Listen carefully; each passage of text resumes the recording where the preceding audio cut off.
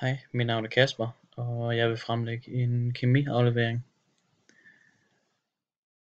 I vores første forsøg ved navn natron omdannelse, der skal vi bruge en digel med et låg, en træfod med en digeltrekant, en digeltang, en bunsenbrænder, et skærebræt sådan til at have underlaget på, så vi ikke kommer til at ødelægge bordet, og en vægt til at kunne veje vores resultater.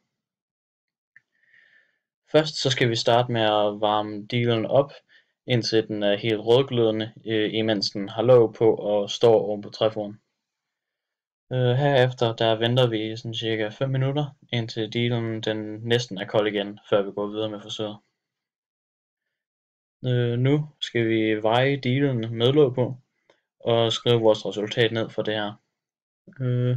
Og så skal vi fylde digelen halvt op med natriumhydrogencarbonat og veje den igen med låg på. Nu skal vi ophæve digelen, efter vi har hældt natriummet ned i den, og den vil altså låget tilbage igen i sådan cirka 7 minutter, indtil den er rødglødende nede i bunden. Herefter skal vi lade digelen køle af i 4 minutter, og så skal vi veje den igen med låg på og notere vores resultat. Nu har vi fundet ud af, at massen af vores digel med låg er 20,69 gram. Massen af digelen med låg og indholdet er 26,619 gram. Og massen af digel med låg og produkter er 24,202 gram.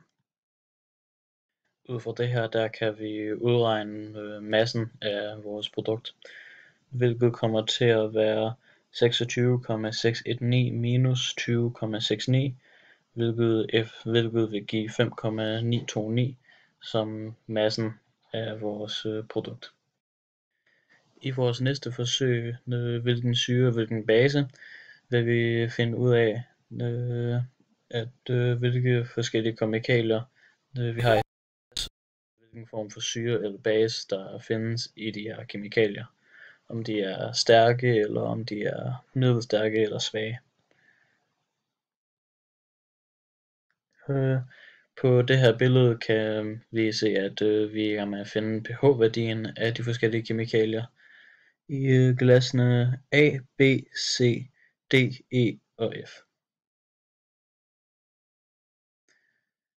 Og nu har vi så herefter fundet ud af, hvad for en form for syre og base der er i hver af dem. I A'eren ammoniumklorid, bedre kendt som formlen NH4CI, den har en pH-værdi på sådan cirka 10, og den har en stærk syre og en middelstærk base.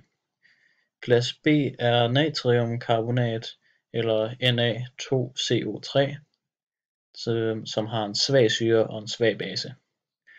I C'eren har vi natriumethanoat eller NaCH3COO,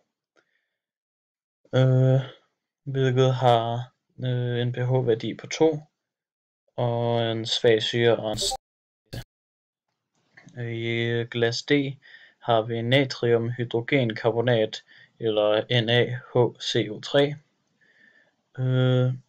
hvilket har en pH-værdi på 7 og en svag syre. I glas E har vi natriumsulfat eller NaHSO4, hvilket har en svag syre og en pH-værdi på 5. Og så til sidst har vi F, hvilket har en middelstærk syre, og det er med eddikesyre, også kaldet CH3COOH, og en pH-værdi på 1. Det her er slutningen på vores forsøg, og jeg håber du godt kunne lide præsentationen.